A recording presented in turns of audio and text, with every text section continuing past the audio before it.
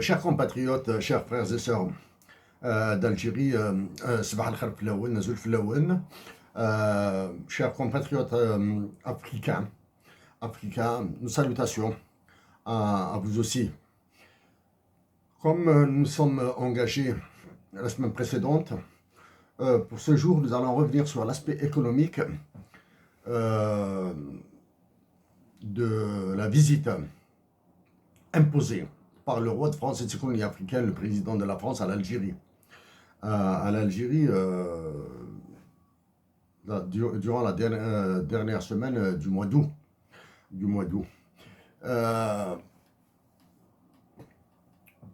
Nous préférons commencer nos mots par des recommandations, des conseils, des avis et remarques qui nous ont été faits par des intimes, sur le contenu de nos interventions. Nous allons revenir plus en détail après sur la consistance, les sujets que nous abordons et pourquoi nous les abordons sous une certaine forme dans le texte. Donc, des intimes à nous, et que nous aimons. Nous avons fait quelques observations, des suggestions et des conseils. Donc, nous allons parler en tenant compte de ces avis et conseils et recommandations. Bien sûr, parmi ces intimes, nous donnons juste les prénoms. Il y a Aziz, actuellement résident, compatriote qui réside à Vienne. Il y a des lectures. D'ailleurs, nous allons vous faire une de nos lectures de Mehdi, qui réside à Amsterdam. Il y a l'autre Mehdi, docteur en mathématiques. Que nous insistons sur nos remerciements, un peu plus que ça, sur vraiment la très haute appréciation, positive bien sûr, que nous avons et de la personne, et du travail qu'il a fait pour nous. Voici. Et bien sûr, il y a cette autre personne que vous connaissez tous, que nous désignons souvent par le nom Jar, le patronyme Jar. Il lui arrive de nous savonner. Bien sûr. Nous acceptons sans trop de commentaires ces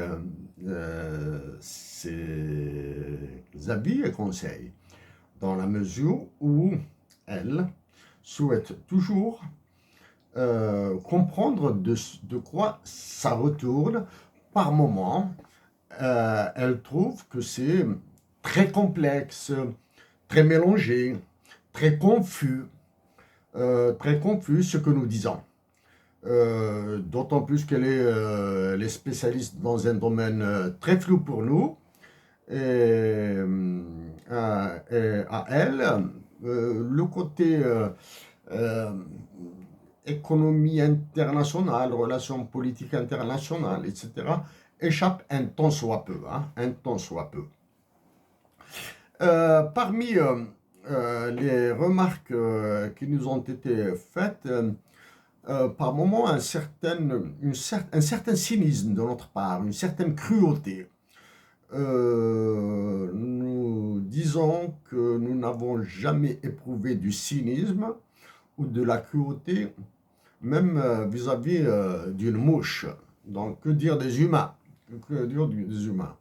Par moments, nous sommes secs. Oui, Et il est fort probable que nous allons continuer sur cette voie parce que le monde international et le monde national est cruel. Est cruel sur le bien-être des populations, de nos compatriotes, tant en Algérie qu'en Afrique du Nord, Maroc, Tunisie et Afrique. Nous allons rester sur ce point.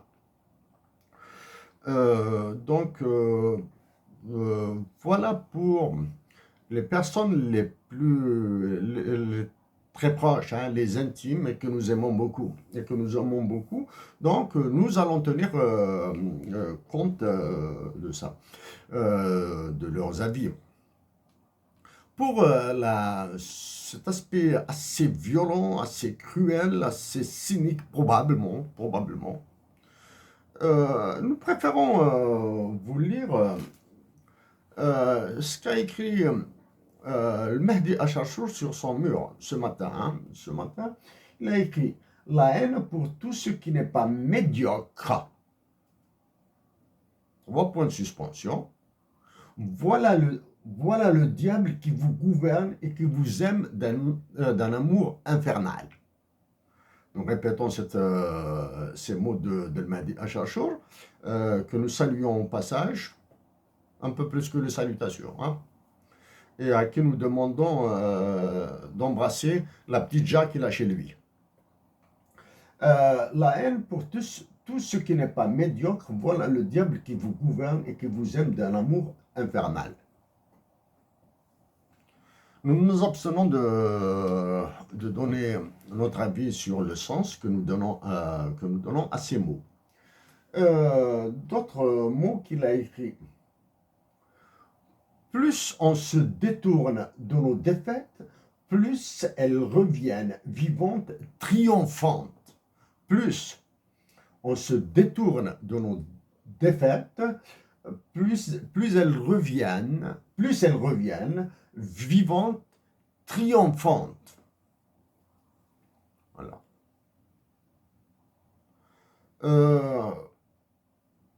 Sur ces mots, chacun est libre de les interpréter à sa manière. Pour nous, nous nous contentons juste du premier bout là. Plus on se détourne de nos défaites. Oui, nous avons vécu dans notre vie personnelle des défaites. La dernière défaite, c'est celle dont nous avons parlé la semaine passée après la visite du roi de France et de ses colonies africaines, l'actuel président de la France. Nous avons avoué notre défaite devant lui. La défaite de nos actions devant les siennes. Nous avons avoué. Maintenant, c'est parce que nous sommes sur une défaite que nous allons l'affronter, que nous allons tenter de transformer au moins en une petite victoire, même partielle. Plus elles reviennent vivantes et triomphantes, ça, bon, libre à vous de l'interpréter comme vous le voulez. Aussi, pour chasser de l'esprit des personnes que nous suivent toute forme de culte de la personnalité de notre part, envers certains Algériens, envers certains étrangers, sachez que nous ne développons jamais de culte de la personnalité. Il y a des personnes que nous aimons pour ce qu'elles sont, pour ce qu'elles font, pour la patrie. Hein. Il y a des personnes que nous adorons pour ce qu'elles ont fait, même si nous présentons des divergences avec elles. Nous nous focalisons sur les convergences et les objectifs nobles qui sont contenus dans leurs actions. À qui pensons-nous? Hussein Ahmed. Ce personnage-là, là, nous l'adorons, là. Nous l'adorons pas sous forme de culte de la personnalité, nous l'avons dit à plusieurs reprises, nous ne l'avons jamais rencontré. Nous n'avons jamais parlé avec lui les yeux dans les yeux. Mais nous avons parlé avec lui par d'autres canaux. Nous adorons Lounes Matoub, bien sûr. L'avions-nous rencontré? Non. Avec le recul, oui, nous sommes heureux de n'avoir jamais rencontré Lounes Matoub. Pourquoi? De par sa stature et son statut, sa stature surtout. Nous, Lounes Matoub est iconique. Il est iconique. Est-ce que nous avons développé un culte de la personnalité pour Lounes Matoub? Cette idée, ce sentiment ne nous a jamais effleuré et ne nous effleurera jamais, quelle que soit la personne dont nous parlons. Hein. Comme nous avons parlé, nous avons dit notre admiration pour John Nash, pour John Nash Jr., Kurt Gödel et d'autres. Hein. Parce que les personnes que nous admirons le plus, probablement avec une forme de culte de la personnalité, développement du culte de la personnalité, c'est la femme que nous aimons actuellement. C'est grâce à elle que nous utilisons ces mots. Probablement des femmes qui ressemblent à notre mère, qui ont résisté dans la dignité,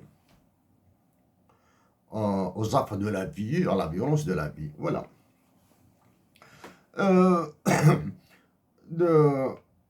Nous venons maintenant au contenu de notre intervention qui va porter essentiellement sur l'économie, mais comme en respectant certaines consignes, certains avis, certaines recommandations, et dans la mesure où nous avons traité ces aspects d'un point de vue chiffres, analyse des chiffres, etc., des courbes, etc., peut-être oui, nous convenons que ce travail échappe au commun des mortels, l'interprétation, la compréhension, l'analyse, et surtout, la détection des arrière-plans, c'est-à-dire qu'est-ce qu'il y a derrière et où est-ce que peuvent mener les chiffres et les situations économiques de certains pays, de l'Algérie par exemple, sur pas le court terme, sur le moyen terme et le long terme. Quand nous disons le moyen terme, c'est-à-dire c'est entre 7-8 ans, 15-16 ans. Ça, c'est le moyen terme pour nous. Hein? C'est-à-dire tout ce qui est inférieur à 5 ans, 6 ans, 5 ans, pour nous, c'est du court terme. Tout ce qui est inférieur à 2 années, c'est quasiment du très très court terme.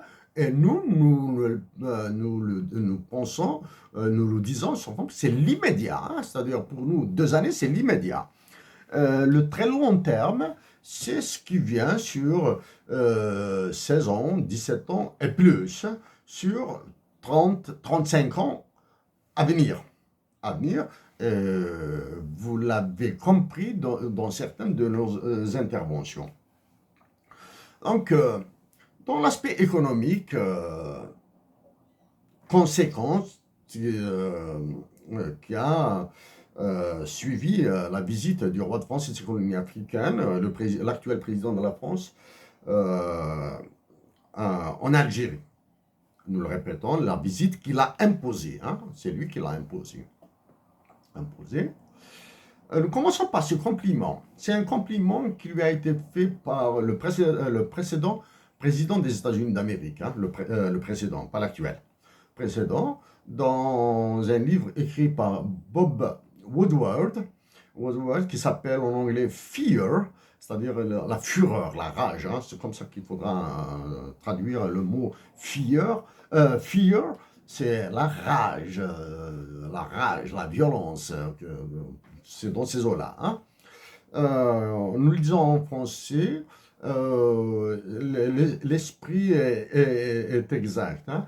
Donc, le précédent président des États-Unis d'Amérique a fait un immense compliment à l'actuel roi de France et de ses colonies africaines, l'actuel président de la France. Il a dit de lui, en ces mots, à chaque fois qu'il touche à quelque chose, ça devient de la merde. Everything he touches becomes a shit. Donc, comme compliment, nous pensons que le roi de France et de ses colonies africaines, l'actuel président de la France, ne peut pas recevoir mieux. Ça, c'est dans le livre de Bob Woodward, Fear. C'est un immense compliment pour nous. Hein. Chaque fois. Ça, c'est pour vous montrer que si le président des États-Unis d'Amérique a dit ces mots, pensé ces mots de l'actuel roi de France, qu'en est-il des dirigeants des États africains? Qu'en est-il de celui qui prétend être le président de la République algérienne? Qu'en est-il? Qu'en est-il des militaires africains, des caporaux généraux de l'armée algérienne devant le roi de France et ses colonies africaines? Là. Donc ça, c'est le meilleur compliment. Un autre élément. À chaque fois que nous citons une personne, nous faisons de notre mieux pour l'informer. Exemple, lors de notre précédente intervention, nous avons insisté sur le roi de France et de ses colonies africaines, l'actuel président de la France, et nous avons cité avec énormément de respect, de politesse, son épouse. Donc, nous les avons informés. Nous les avions informés. Nous avons cité quelques États africains. Bien sûr, nous avons tenté de les informer via les sites internet de leur présidence ou bien de leur ministère. Quand nous sommes en situation de blocage, généralement, nous postons nos mots sur les sites internet des grandes chaînes de télévision francophones, françaises même. Voilà, donc nous les informons. Un autre élément.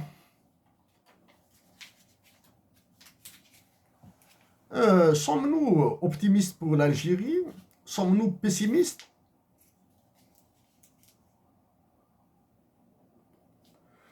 Il y a une dizaine, non, 10 ans, oui, c'est ça. Octobre 2013. Quand ce diamant de Kabylie nous a ordonné de faire la conférence sur l'accession de l'Algérie à l'OMC, nous avions dit notre pessimisme concernant l'insécurité alimentaire. Notre pessimisme est toujours là. Notre tristesse est toujours là. Maintenant, comment a évolué notre pessimisme? Est-ce qu'il a encore augmenté? Est-ce qu'il est atténué? Oui, nous commençons à devenir très, très optimistes. Nous commençons à devenir très, très optimistes. Pourquoi? Après de Typhoon, le typhon, des manifestations dont nous avons parlé à plusieurs reprises, dévastatrice. Hein. Nous pensons que les Algériens maintenant ont pris conscience des dangers de tels mouvements. Nous pensons aussi que les Algériens ont pris conscience où conduisent les coups d'État, les destitutions, etc. Donc voilà. Donc maintenant, d'un pessimisme exacerbé, nous sommes devenus optimistes, voire même très optimistes. Pourquoi optimistes? Parce que les Algériens résistent. Même s'ils résistent d'une manière imposée, qui leur a été imposée par la dictature militaire, par le fascisme militaire ambiant en Algérie, mais il y a une partie intrinsèque en eux qui leur dit il vaut mieux résister dans la paix, dans la souffrance, pas dans la résignation, pour sauver l'ensemble de la population, l'ensemble de la nation, pour sauver l'ensemble de la patrie. Voilà. Voilà donc, notre pessimisme exacerbé commence à devenir un optimisme réel. Vraiment réel. Nous pensons que les Algériens, même si peu de personnes nous suivent, et nous tenons à dire que nous sommes conscients que notre influence en Algérie est quasi nulle. Nous sommes conscients que ce que dit Chérif Aïssat, que ce que fait Chérif Aïssat, que ce qu'écrit Chérif Aïssat, quasiment nul d'effet, nul d'impact. Nous sommes conscients. Mais pourtant, nous avons continué, nous continuons et nous continuerons. Parce que c'est notre part que nous faisons. Comme l'ont fait Hussein Ahmed, Lounas Matoub et d'autres. Hussein Ahmed, nous le répétons pour sa mémoire, il a 3 qualités. C'est un génie. Ça, c'est un génie. C'est l'homme qui voyait les conséquences sur 50 ans, sur un siècle. Ça, c'est le côté génie. Côté révolutionnaire.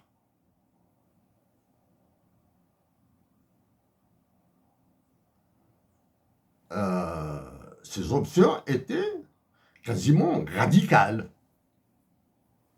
tout en pensant à la paix et à l'union, à la solidarité de la nation algérienne. Mais il était un révolutionnaire radical. Et nous sommes certains que c'est une personne naturellement généreuse, naturellement, d'une nature généreuse. Voilà, c'est ce que nous pensons. Il y a bien sûr, il a ce côté utopiste, d'utopiste, c'est-à-dire de rêveur. Est-ce qu'il était un peu dystopiste ou nous pensons que oui? Si. Même chose pour Lounas Matoub. C'est un génie dans l'art, ça. Maintenant, c'est devenu une lapalisse. C'est un révolutionnaire. Il a révolutionné l'art. À la différence de Hussein Ahmed, Lounas présente ce caractère, il le présente, hein, ce caractère fougueux, fougueux et de passionné. Alors que dans ses œuvres, c'est la sagesse. Hein. Et nous revendiquons le partage avec Lounas Matoub, que nous n'avons jamais rencontré, la timidité. Nous, pour nous, c'est un timide maladif, comme nous le sommes. Timide maladif. C'est vraiment dur de parler comme ça. Comme ça, c'est vraiment dur pour nous. Voilà. Donc pour aujourd'hui, probablement, nous allons faire plutôt dans l'esprit, la philosophie. Pas la philosophie, mais un esprit, voilà. Ce qu'a écrit John Maynard Keynes. Keynes, c'est un économiste. C'est un économiste dont au moins, vous avez entendu parler, bien sûr, pas tout le monde. Hein. L'amour de l'argent comme objet de possession, distinct de l'amour de l'argent comme moyen de goûter au plaisir et aux réalités de la vie, sera reconnu pour ce qu'il est, une passion morbide plutôt répugnante. C'est-à-dire l'amour de l'argent est une passion morbide. Une de ses inclinations à moitié criminelle. C'est John Maynard Keynes qui dit ça, hein? À moitié pathologique. Dont on confie le soi en frissonnant aux spécialistes des maladies mentales.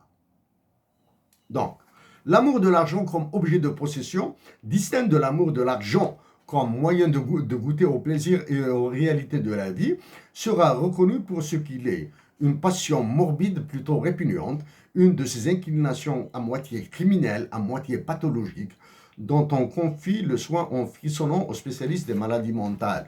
C'est Gilles Dostahler. Hein. Gilles Dostahler, c'est un économiste canadien, ancien professeur à l'UQAM, à l'Université du Québec à Montréal. C'est l'une des références les plus recommandées pour la lecture de la vie de Keynes. Hein.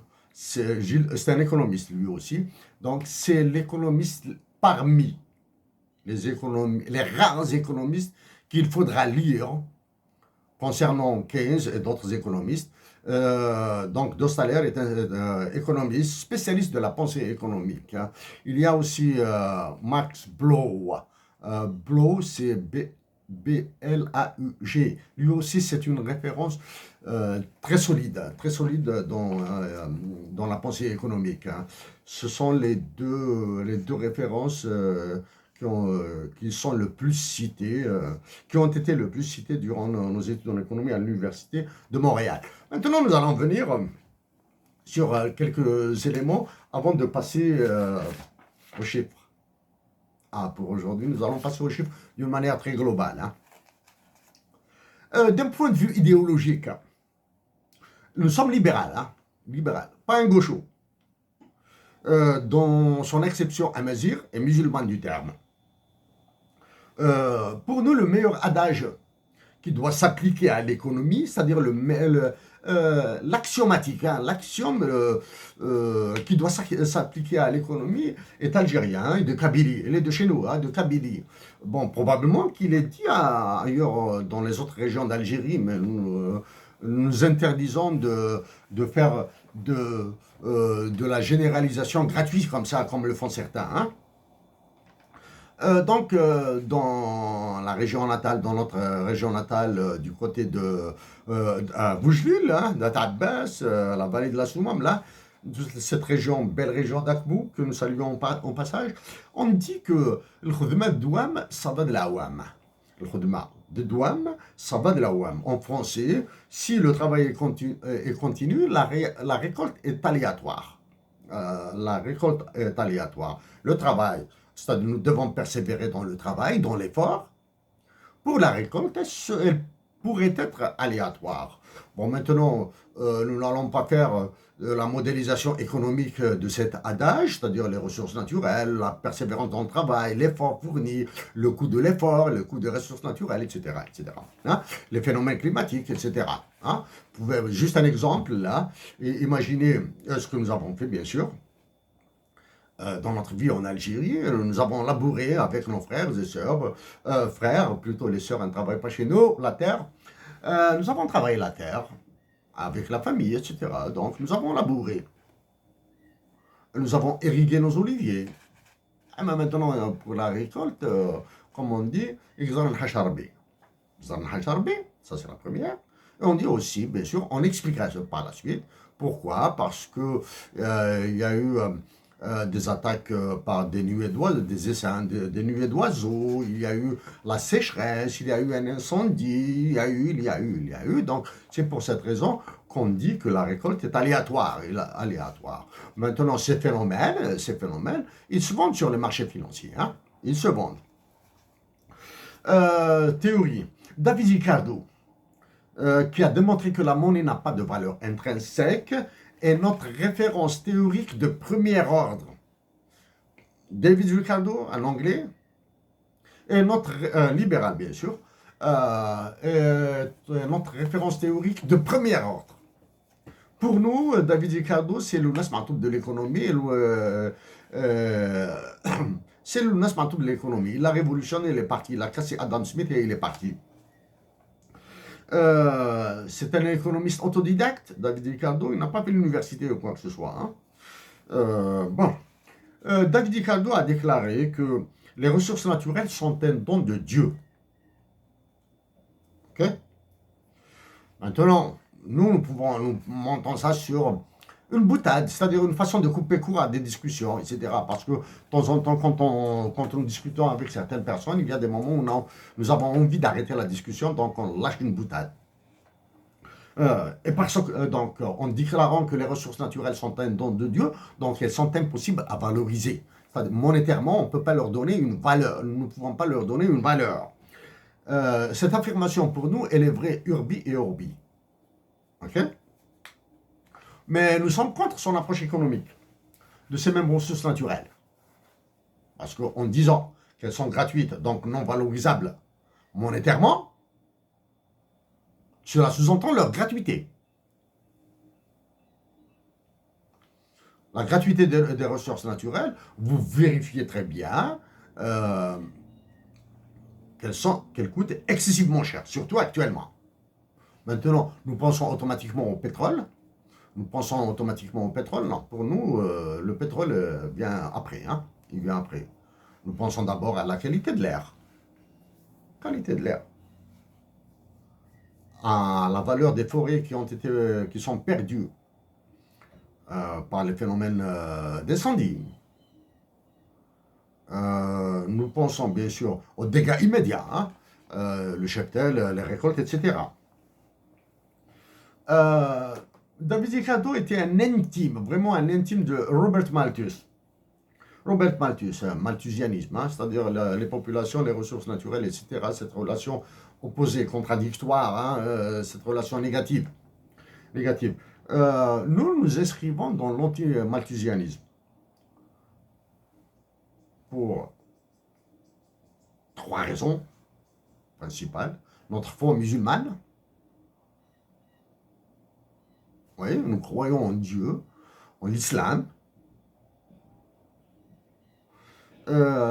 Pour la deuxième raison, ce sont les libertés individuelles.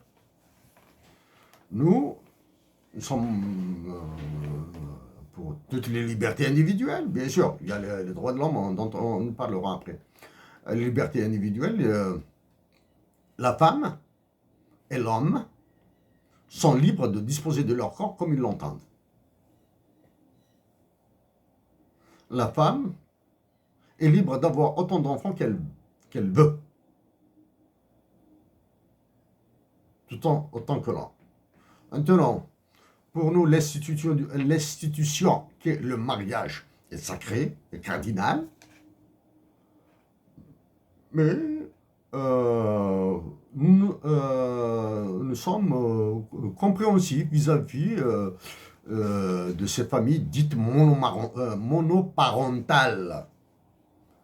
Si une femme veut avoir des enfants et vivre seule, grand bien lui fasse. C'est une liberté individuelle, c'est sa conception de la vie. Bon. Euh, Raisonnement économique. Hein.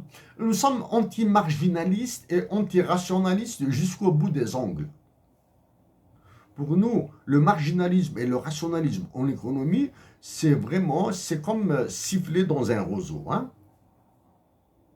C'est du pipeau. Ah ben, il est clair que nous autorisons à utiliser le marginalisme mathématique dans le calcul économique. Hein. Le marginalisme, c'est le calcul différentiel en mathématiques. Nous l'utilisons bien sûr. Et c'est ce que nous avons fait pour dénoncer la loi criminelle sur la réduction de l'IRG, l'impôt sur le revenu global, sur le revenu global en Algérie, la dernière baisse des impôts. Hein. Nous avons utilisé le marginalisme pour démontrer son caractère criminel et assassin, hein, oui, bien sûr le caractère injuste, etc. Hein. Donc nous avons utilisé le marginalisme. La pensée omnibus, c'est-à-dire la pensée omnibus, c'est-à-dire penser d'une manière assez superficielle, assez bateau, nous effraie, nous écœure. Quand on dit la pensée omnibus, en économie, c'est ce que vous entendez par ceteris paribus. Ou bien en français, on dit toute chose étant égale par ailleurs. Quand nous étions élèves, nous préférions ne pas entendre cette expression. Cette expression, bon, il y a des calculs, faisons des calculs et évitons de parler là de ceteris paribus et toutes choses étant égales par ailleurs. Ça, ce sont des discussions que nous avons eues avec des professeurs, bien sûr. Avec des professeurs.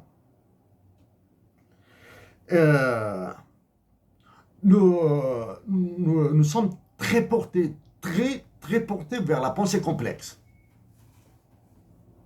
Il faut, comme dans la littérature, nous adorons toute la littérature complexe. Hein.